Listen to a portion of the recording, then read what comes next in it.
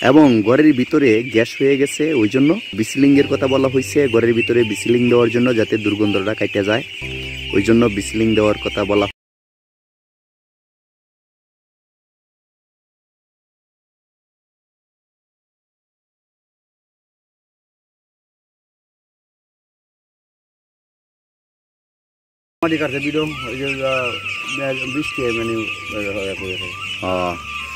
এটি কি গোসল করাইতেন না?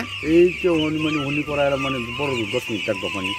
10 মিনিট বড় জোর রাখবেন পানি, দেখে আর বেশিক্ষণ রাখা যাবে না। না না, কারণ বাচ্চা অসুস্থ মনে হয়।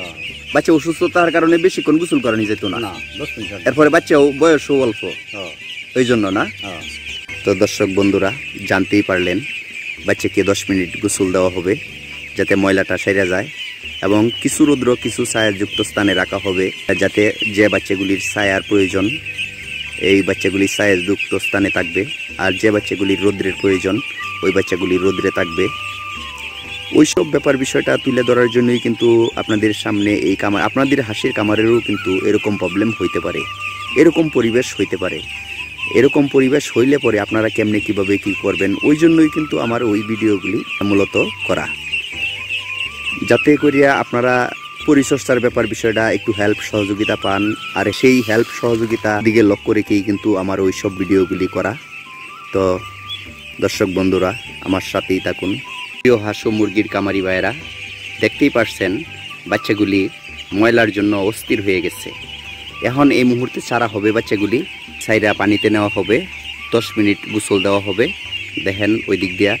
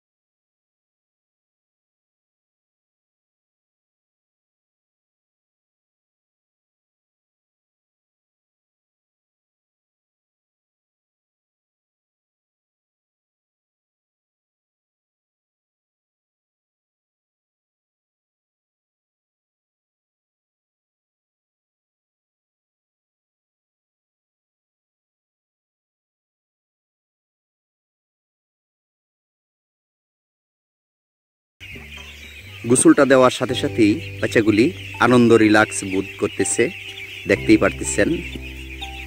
হাঁসের বাচ্চাগুলি শরীর করতেছে এবং আনন্দ বোধ করতেছে। হাঁসের বাচ্চাগুলি কীরকমভাবে শরীর পরিষ্কার হওয়ার পরপরই তারা খুব আনন্দ রিল্যাক্স বোধ করতেছে, শরীর করতেছে, দেখতেই পারছেন। যদি এরকমভাবে ময়লা থাকতো তাহলে কিন্তু ওই রোগটা থেকে সুস্থতা লাভের আশা করা যাইতো না। আর এরকম পরিষ্কার হওয়ার কারণে, এই ময়লাটুকু সরানোর কারণে দেখা গেছে অর্ধেক রোগ এমনিতেই ভালো হয়ে গেছে। এই গোসলটার কারণে অর্ধেক রোগ ভালো হয়ে গেছে, পরিষ্কার হয়ে গেছে বাচ্চাগুলি, দেখতেই পারতেছেন।